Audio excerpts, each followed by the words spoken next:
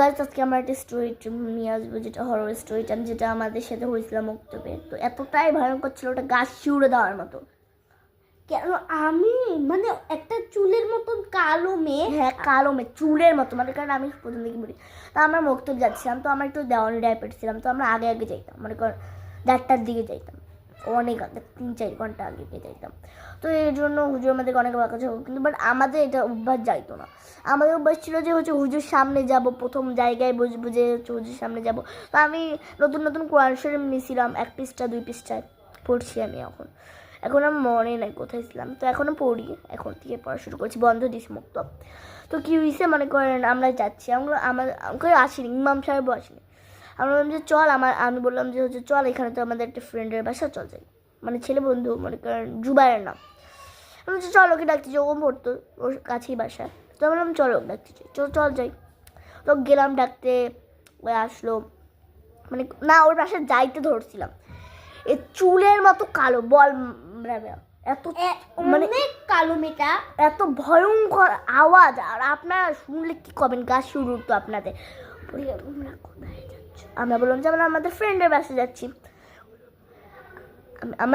আমি বললাম যে হচ্ছে তোমার বাসা কোথায়? ও বল মনে করো আমার মানুষের সামনে একটা কবর, আমাদের পুরো মাদ্রাসা, মনে করি এটা আমাদের মাদ্রাসা, এখানে মসজিদটা আর এখানে হলো কবরটা।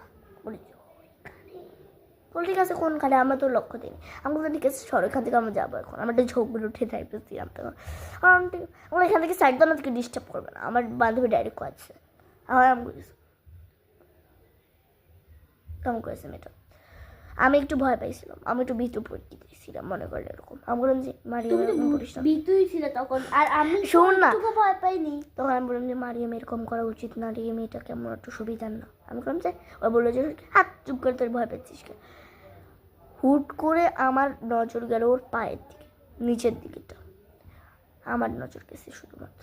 আমি যে দেখি যে ওর পা 1 ইঞ্চি, মানে একটু উপরে ভাসছে হাওয়ায়। আমি চিল্লাই উঠতে বলছি পালা মারিয়াম, সবাই পালা। চিল্লাই উঠে আমি দৌড় মারছি সবাইকে নিয়ে, সবাই পালাইতে পারছে।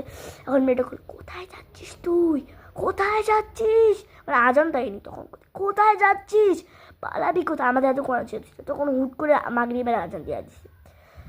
মেয়েটা ওপেনলি উধাও হয়ে গেছে, হাতে কোরআন শরীফ ছিল, তাই এবার বাঁচিয়ে গেছি। তো আমপাড়া ছিল তোর হাতে, আমপাড়া ছিল, তো আমরা কোরআন শরীফ অল্প করে পেয়েছিলাম, তাহলে আমরা সবাইকে মারি ফেলাই। তো এই স্টোরি টাইমটা আপনাদের কাছে কেমন লেগেছিল, এবং এটা অনেক কাজ শুরু দেওয়ার মতো একটা স্টোরি টাইম, যেটা আমরা আবার আসবো আপনাদের সাথে। বাই।